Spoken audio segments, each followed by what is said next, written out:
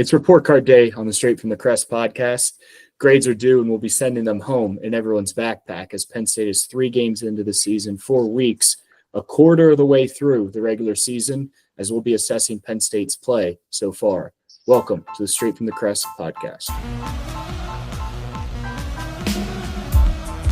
Welcome to the Straight from the Crest podcast.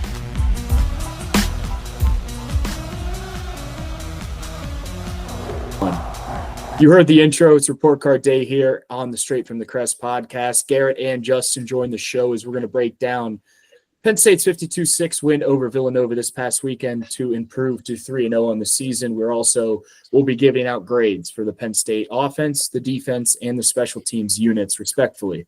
After that, at the end of the show, we are going to do a snake draft of 5 rounds between the 3 of us. We will rank our favorite Penn State players. First of all, I want to welcome in my friends and my co-host to this awesome show. I want to thank you guys for joining me again here and to talk about not so exciting games and just getting through this front end of the season, as next week we'll talk about Oregon. So welcome in, fellas. Thank you, Mike. Hey, Mike. Thanks for having us. Yeah, it's a pleasure every time. I get to hang out with you too. Like, what else am I going to be doing? Justin, last week you had Mark May and Lou Holtz. Garrett had Mark May and Lou Holtz joining you. Any special guests today, Garrett? They're still here. They're still back here. They're going to be here every week until you tell me they can't join. But they keep whispering things in my ear. Half the time it's not about football, especially Lou Holtz. It's kind of concerning, but we're going to stick it out. Awesome, and obviously the Nittany Lion there. Yeah, I brought the Nittany Lion with me this time. I'll probably switch him out, but today he wanted to hang out with us, so brought him with me. I do actually have my Nittany Lion. Bonnet. Wow, Bonnet makes an appearance on the podcast. Lion. Yes, here she is. Hi, say hi, Bonnie. Okay, there we go. See, this is the entertainment that people need after playing Villanova, FIU, and gosh, I don't even remember who we played. It was Nevada. I made that mistake too. It's just so nondescript. We're playing a bunch of teams with blue in their colors. Like, it's just like, get us to whatever highlighter yellow jersey Oregon's going to wear in a couple of weeks, please. So that'll be the show next week. For those tuning in today, this will be more of a grading show to talk. We're going to touch on Villanova, but also some housekeeping notes. The podcast picked up 2 big sponsorships, which we'll roll out next week. So that'll be kind of neat. I know it's kind of bland down here at the bottom, but more graphics will be popping up. But I do want to start with this Villanova game. 52-6 victory for Penn State. Obviously, just a brutal backdoor cover and over. Maybe if you had Villanova, that was a great touchdown there. But it was a 21-0 halftime lead. Coasted to a 56 win. Just a dominant defensive performance. Did what they should have done on offense, maybe a little more. But I want to start with Garrett here. Garrett, your major takeaways from the Penn State victory? Yeah, just another sluggish start. Just really trying to decipher what this team is at this point right now. And I have audio going on in my ears right now, and I don't know what that might be. Might be ESPN.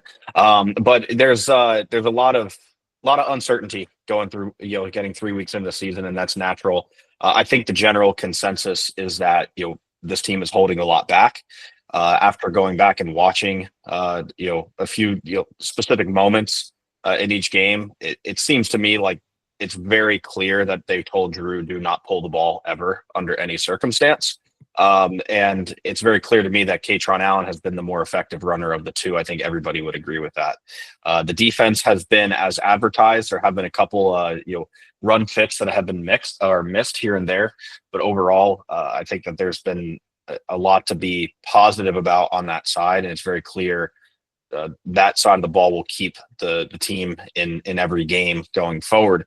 The question is, there are just the same point as last week. Drew has some things going on that have nothing to do with the scheme, nothing to do with who you're playing. It's more internal. I don't want to be overly critical. Maybe we'll get a little bit more into that, but some attitude related things that, as a coach and just watching that stuff, and you get a little bit concerned as a guy who's 4 years into the program. So those are as many takeaways as you can get, 3 weeks through this season, given who this team has played. Justin, the defense has allowed just 2 touchdowns in 3 games, despite the opponent that they faced. Pretty impressive. And what's impressed you the most about this defensive unit? Yeah, the defense has been impressive. I did say going into last game that if we gave up any points to an FCS program, though, everybody should be fired. So I hate giving up those points. Joking. Jim Knowles is doing a good job. I think that what sticks out the most is, and again, it's against inferior competition, but the defense looks cohesive, right? We're not seeing massive blown assignments, which is something that I think we should be looking for in these games, right? So the talent level is going to be what the talent level is in these games. But missed assignments, that's a mental error, right? And we have not seen blown coverages or easy plays for our opponents. And that's really the only way that these teams will score on us, with the exception of a very late and actually pretty awesome effort by the quarterback and the guy that made the catch there. So I think what stands out for me about the defense, it's not the talent. We knew we had talent. It's that they seem sound in the scheme that we are using right now. And we've not seen many big blown coverages or missed assignments throughout this first quarter of the season. Yeah, so Penn State is one of just 5 schools to start 3-0 in the last 5 seasons, as well as Georgia, Oklahoma, Rutgers, and Ole Miss. So pretty good, obviously, just to survive that. And I know that's not what a lot of people are looking for, but you look at a team like Notre Dame last year that had to win out after dropping, and we touched on this last week, after dropping a game in Northern Illinois. It takes the pressure off. It really does. And I saw today some numbers that, I hope this doesn't happen, but I think if Penn State loses to Oregon and Ohio State, I think Penn State still gets into the playoffs, which is the benefit of playing, the benefit and maybe a dagger of playing that weaker schedule. But let's get into the grading portion here. We're going to start with the offense. Through 3 games, I grade them a B-. I think it starts with the quarterback position. If you look at what Drew has done over the last 3 years through the first 3 games. So through this year, he has 4 touchdowns, 1 interception, thrown for 626 yards, completing 65% of his passes. The first number that jumps out to me there is his completion percentage, 65%. He's also thrown 20 more passes this year compared to where he was at last year for the first 3 games. But historically, if you just look at these first 3 games here, and that's all we're looking at, I don't think there's enough sample size to really make any outrageous. Like Penn State's 3-0, and we do this every year where we nitpick because we have to. We need something to talk about. Otherwise, we would have nothing to do from 7:30 Eastern time, Central time. Respectfully, Garrett, sorry, I didn't mean to leave you excluded there. But if you look at it from a numbers perspective, Drew's second year, his second full season starter last year, the 2024 year, at this time he had 8 touchdowns, 1 interception, 729 yards. But a number that pops out to me is his yards per attempt. And if you look at that right now, it's sitting at 7.1. And everyone thought coming into the year that with the addition of these wide receivers, it's going to be just an air raid. They're going to be able to do it. And I have a great analogy for this that I think can just calm everyone. You got to think of Andy Koltnicki as an ice cream. Like, he loves the ice cream analogies. You got to think of Andy Koltnicki as he's the head guy at Koltnicki's ice cream parlor. Okay. And all these customers, they love his ice cream. They love it. It's delicious vanilla ice cream. It's the freshest milk. It's the freshest ingredients. They're coming in for vanilla chocolate swirl. But his customers are kind of mad. They're like, hey, where are the sprinkles? Where's the razzmatazz? And so the next year he orders in all these sprinkles, and his big customers are coming back. They're not coming for the sprinkles. They're coming for the ice cream. And to kind of wrap this up, Penn State's bread and butter is the run game. The sprinkles are just there when it's necessary. Like, these wideouts are going to prove themselves when it matters. I don't need them to ball out against Villanova. I know they can catch passes. Devontae Ross, Trevor Pena are 2 of the most best playmakers in college football last year from a number standpoint. Then you add in Kyron Hudson's stability. So that's where I'm at with everyone. Just needs to pump the brakes there. Koltnicki's ice cream shop will open up. I would like to see more out of Drew from a decision-making standpoint, and I would like to see him hit the easier passes because I think that's something that you can look at. But it's week 3. right now. They've played 3 weeks of football. Let's just relax here and realize that the bread and butter is the run game. And we have a guy named Katron Allen who stepped up and played great football. He had 10 carries for 86 yards and a touchdown. He's leading the team. He took that step. Singleton will be fine too. So I give Penn State's offense a B-. Also, the emergence of Luke Reynolds, and up front, I think the offensive line, despite what everyone's saying, I think altogether they've played some great football where they're protecting Drew, but I would like to see an improvement in the run block. And so I assess the offense a B-. I'll go to Garrett here to talk about what he's seen from the Nittany Lion offense through 3 games. Yeah, and I thought a lot of good points there made, Mike. I would go probably lower. I'm going to stick probably in the C- category. A lot of that having to do with you have a half of football to really go out in each of these first 3 games, and the game is 0-0. You got to go win. You got to go extend. I remember being a player in high school playing basketball, and and this is at a we held ourselves to be and Mikey and I played together. We held ourselves to be a serious basketball program. But there was no doubt as a 16-year-old when you're playing like Grace Prep or one of the worst schools on your roster, just random strays for Grace Prep there. But or one of the worst teams on your schedule, that we wanted that game to be close a little longer, so we hung around and played in the game longer, right? And so I don't think that's the same mentality when it comes to high-level college football. And so I'm going to discount that being a reality and saying that a big issue is that the starts have been just so lackluster and not coming out and being up 24-0, 21-0 at the end of one, and things just looking hard.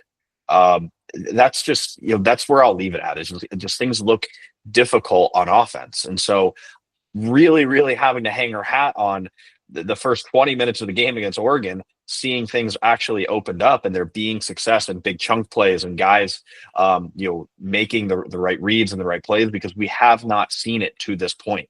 I'm fairly certain the coaching staff is not telling Nick Singleton to miss 7, 8 yard wide gaps to turn the ball upfield. I just refuse to believe that they're coaching him to do that. So that's an issue.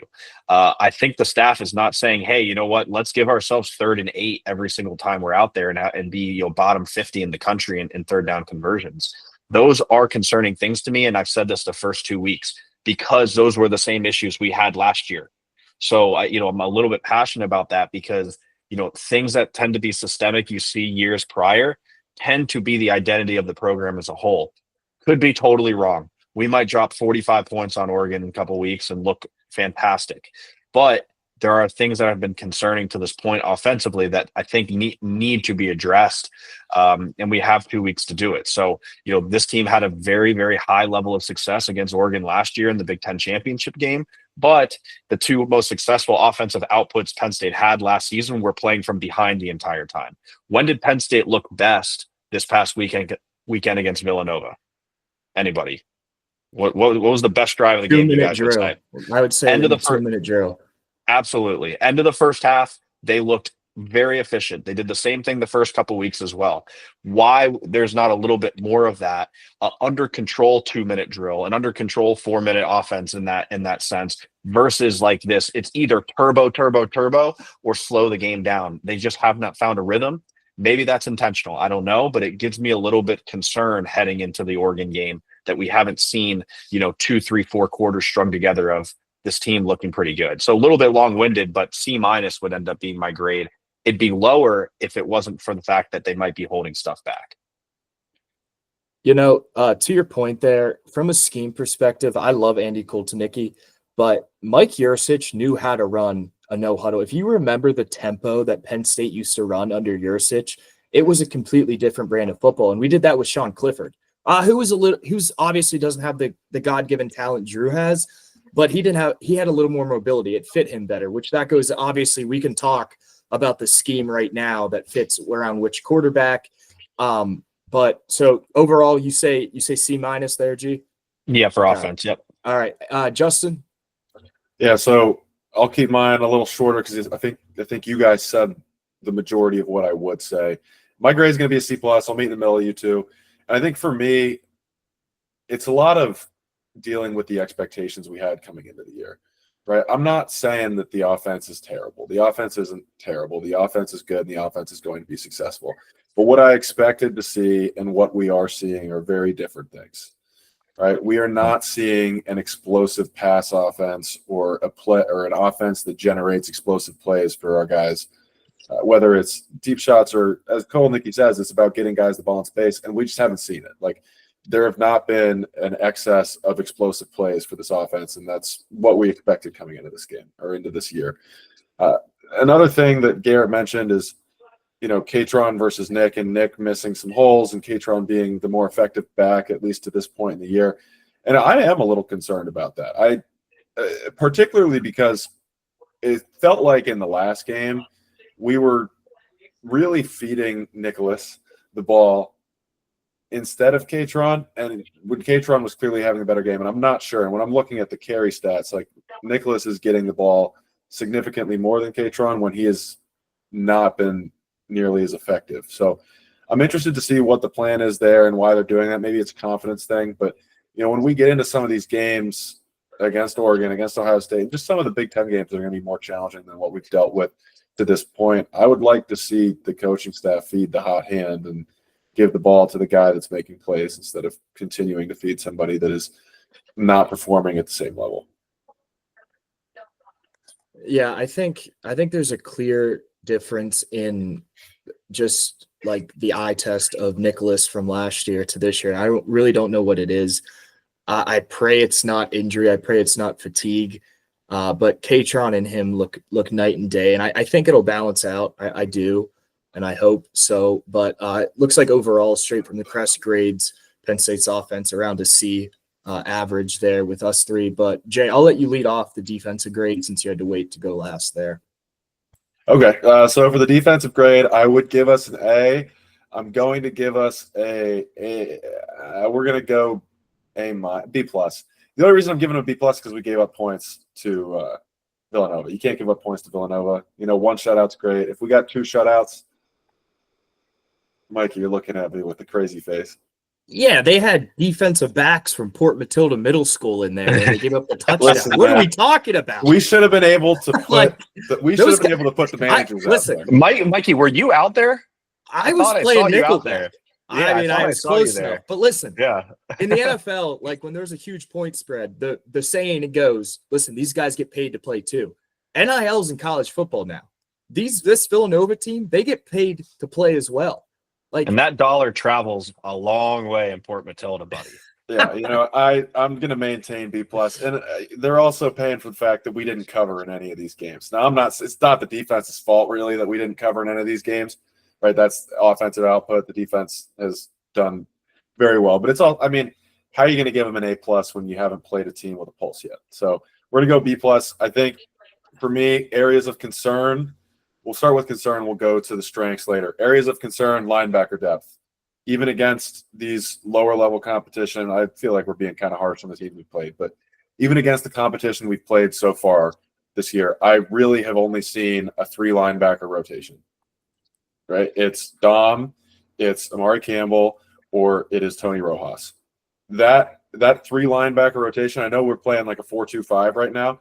That opens us up. We're extremely vulnerable with a 3 linebacker rotation, right? We are 1 injury away from not having a reserve linebacker. We're 1 injury away from not having the ability to go to a 4-3 in big packages, right? So that's my area of concern.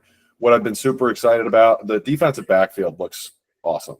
They are so fast and so deep. There's an insane amount of talent in that defensive backfield.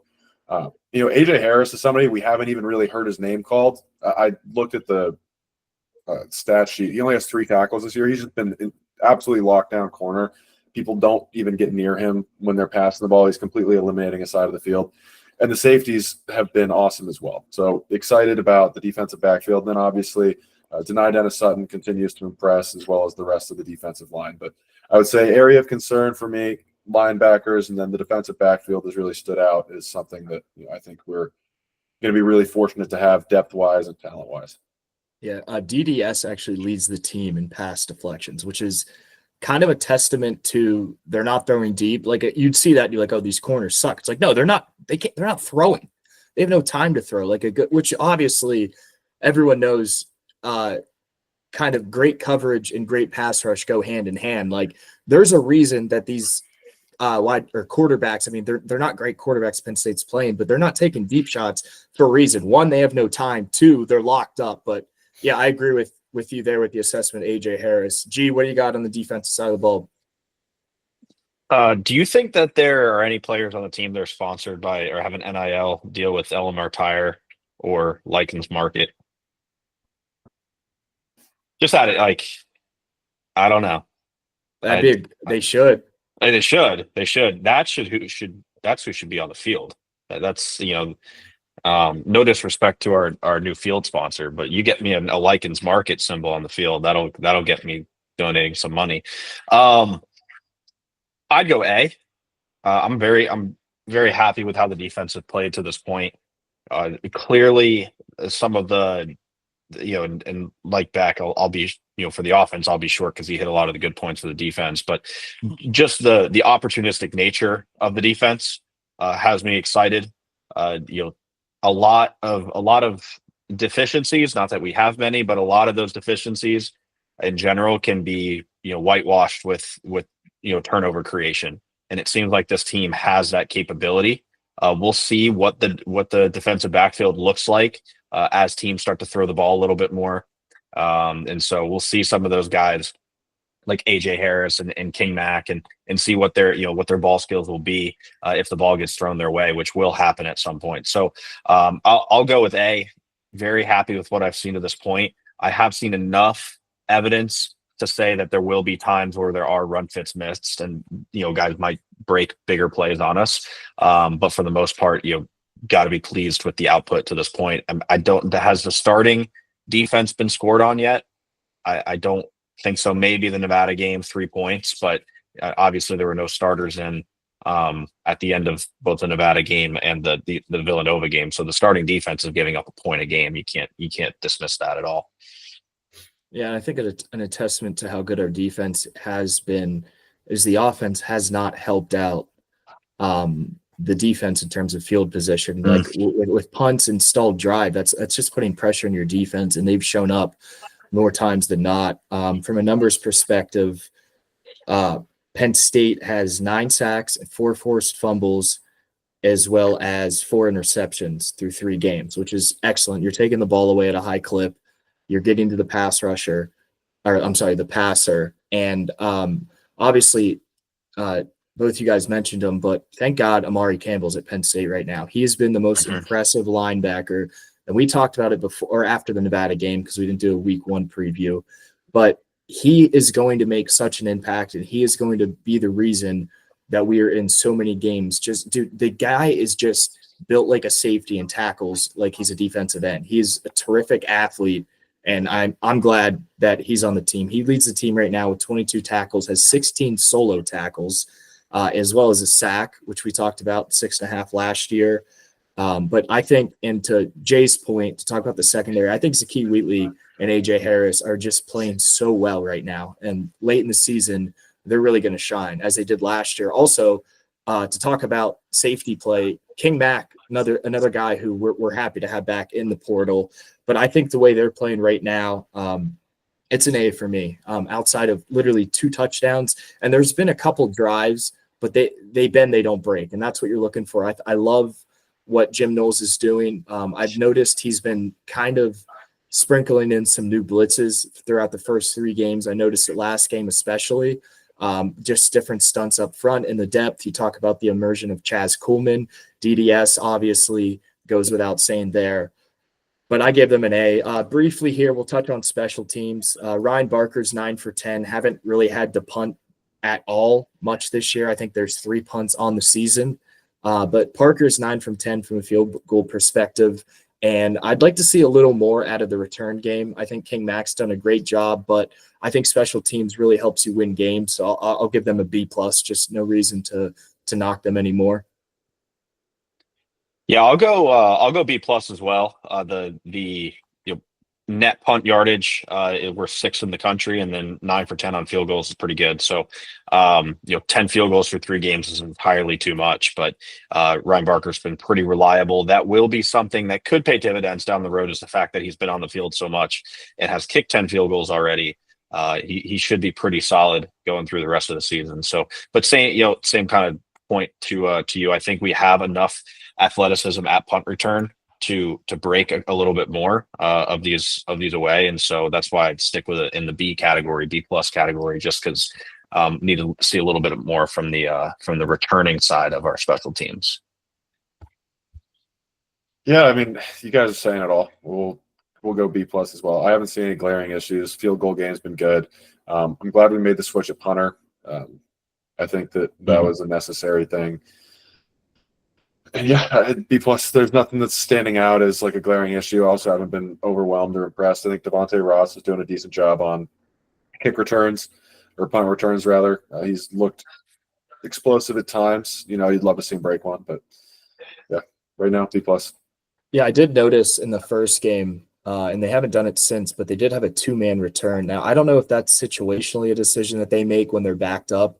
I think it's when they're plus 50. When the offense is plus 50 and they're punting, Penn State did roll out 2 returners. So a little hat tip to Bill O'Brien. Shout out Vaughn Walker and Jesse Del Valle there, who used to be our 2 return guys. But Vaughn Walker, Central PA guy.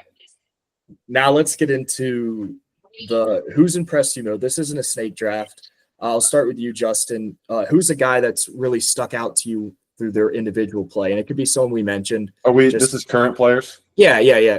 No, let's talk about the 2007 team. Who's impressed? Well, hey, you said we were doing. I know. No draft. All right. No snake draft yet. This is just who's caught your eye that you're like, that dude can play. I feel like Chaz Coleman's the low hanging fruit. So everybody's gonna.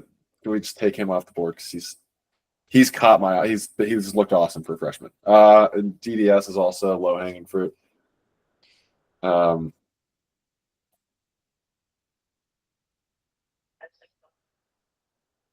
lot of radio silence here. Yeah, I know. We're gonna go with the Davian Collins. I think he's looked really good at corner. I didn't know that he was going to start coming into the year. I thought that was going to be Elliott Washington, but he's had a super solid year playing in that other corner across from AJ Harris. So I've been really happy with what I've seen there. So we'll go with the Davian Collins. Gee, who's impressed you so far? And there's no limitation. It's not by class or then I mean, Kyron Hudson and Trevor Pena, I think both have been, Hudson's hands have been very solid and, kind of to a point. So I've said one of those two. And kind of to a point Beck made earlier, about the offense. It's certainly not for lack of talent that the passing game hasn't been super explosive. Those guys are good football players. They have great hands. They're not really dropping balls. That's why, so just to put that out there, I mean, those guys they've looked very sharp in the moments that they've been included. And so I'm very happy with those gets. It's just a matter of putting them in the right position. So I would say one of those two are the guys that have impressed me to this point. Yeah, I mentioned him earlier from the perspective of the acquisition of him, but Amari Campbell's obviously caught my eye. I speak very highly about him. He's one of my favorite players right now to watch on this squad. And on the offensive side of the ball, I really like what Katron Allen's done. I think to have that role as the number 2 guy and just come in and dominate when you should dominate, I think that's the standard, and he's really doing it. And another guy, Nolan Rucci, who was just a role player last year, who stepped in, who's now a starter in every game. Rucci's played great. He moves so well, and he's a fun guy to watch up front. So I'll have to go with Rucci as well as Amari Campbell. So that concludes our grading for it. Now we will have some fun. We're going to list our 5 favorite Penn State football players to watch. Whether this isn't we're not making lists of the best ones. We're either we like the guy, he was funny, something about him. I do have a question. So I was way off last week because I had 81-0. Someone had 66-7 and someone had 79-0. I had 69-0. I I had 66-10, I think, or 66-7, right in there. All right. Well, Garrett, you'll go first. Justin, then. Does Garrett win twice? Is Garrett?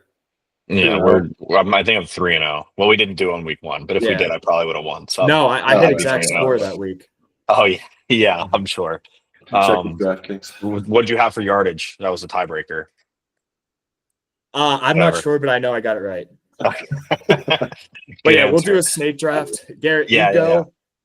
Derek Williams. By You far. no way, dude. Yeah, I wore number 2 my entire life because I love Derek Williams. I still love Derek Williams, and he's my guy. So he's my number 1.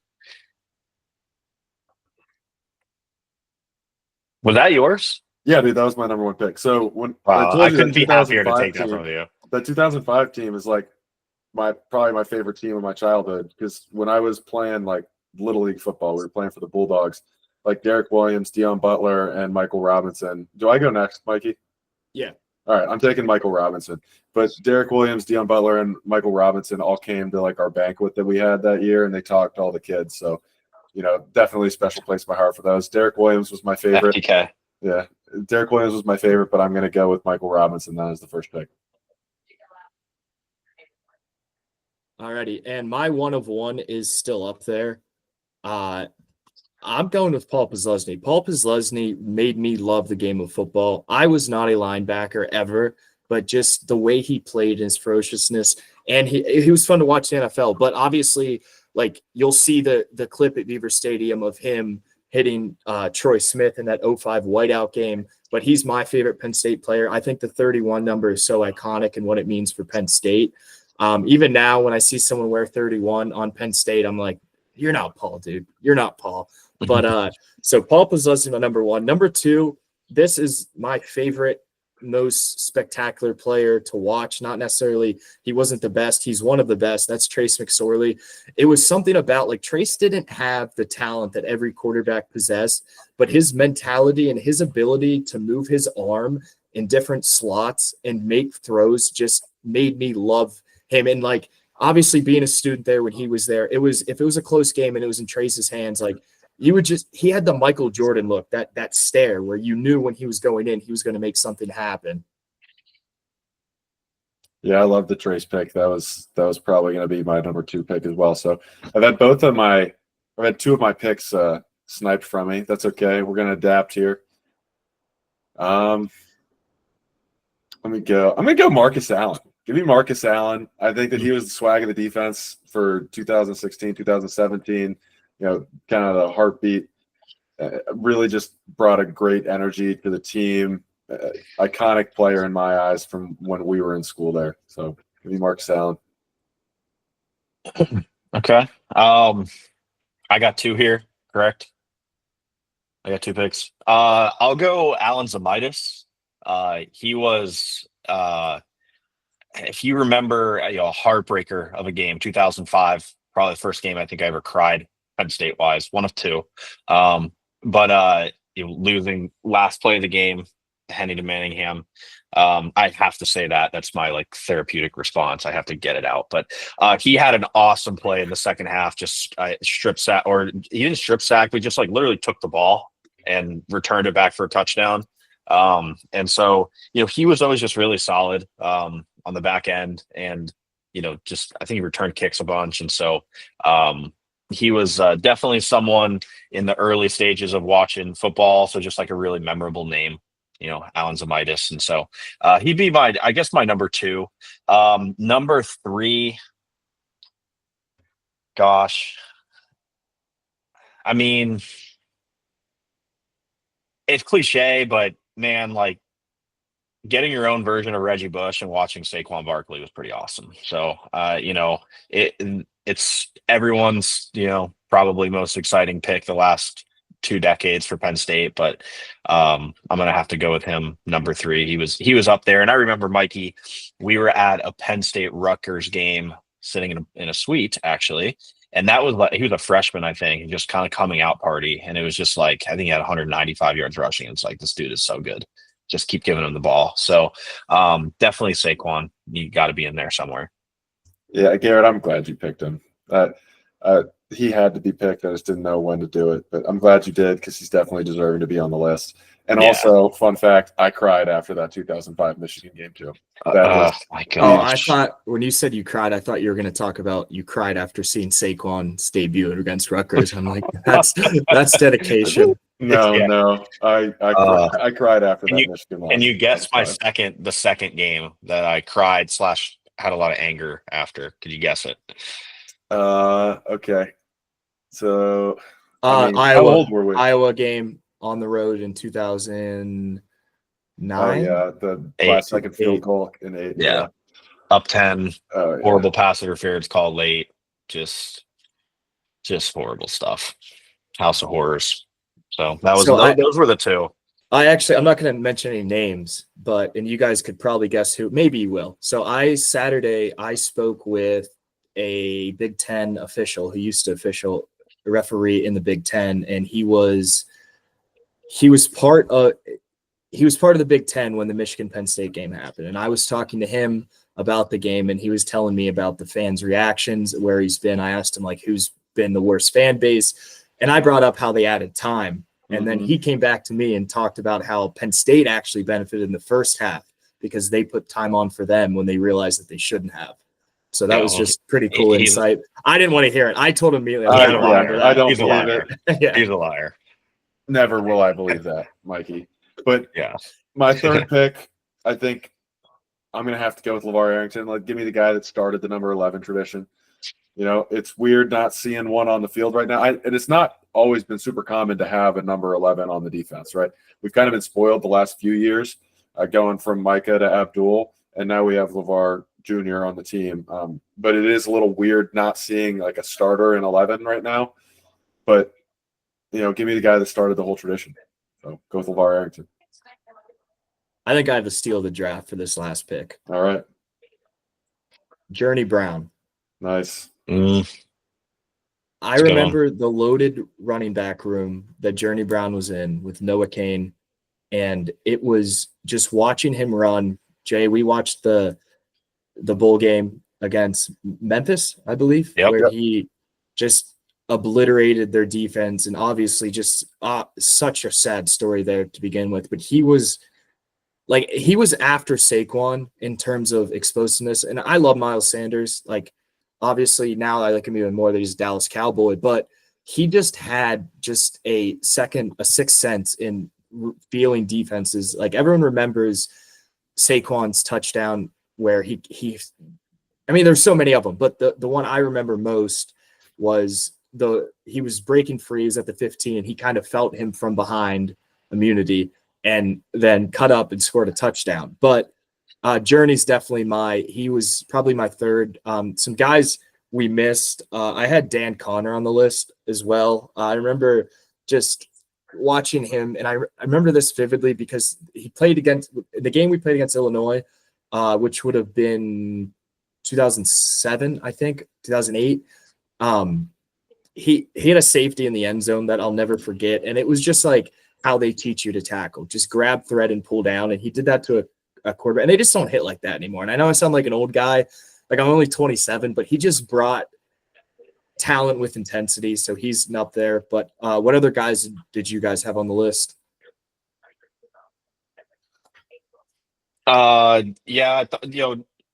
Always think about Derek Moy and Graham Zug on that 09 team. They were pretty explosive guys.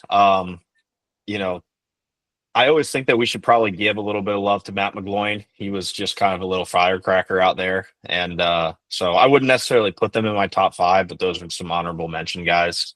And yeah, we've been, the last 9 years have been, pretty good, but from 06 to 14, there are some obscure guys in there that we could list off. And I'm sure a lot of people in the fan base, we didn't mention Tamba Hawley, all those great DNs that we had, there's so many guys in that, in that category that we could have mentioned. So, a few honorable mentions with Graham Zug and Derek Moy, I guess I'd say.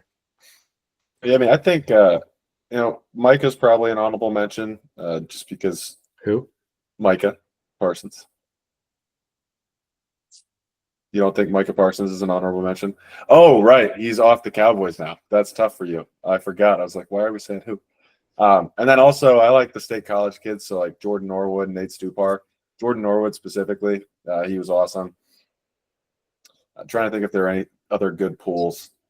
Like you go back further, you go to like Kerry Collins. Yeah, but we didn't watch 94 them. team or like Kajana Carter. But yeah, I mean, you're right. Like we didn't watch the 94 team or the 86 team. So, I'd say of our lifetime, those are who I'd go with.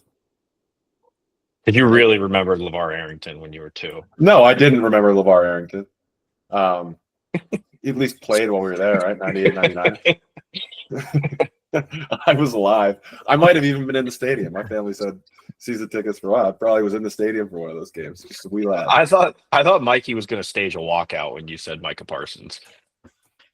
Yeah. But honestly, that completely slipped my mind. I didn't even realize I could be rubbing it in like that. But yeah, Micah Parsons is a great player, dynamic athlete. I mean, really just a one of one.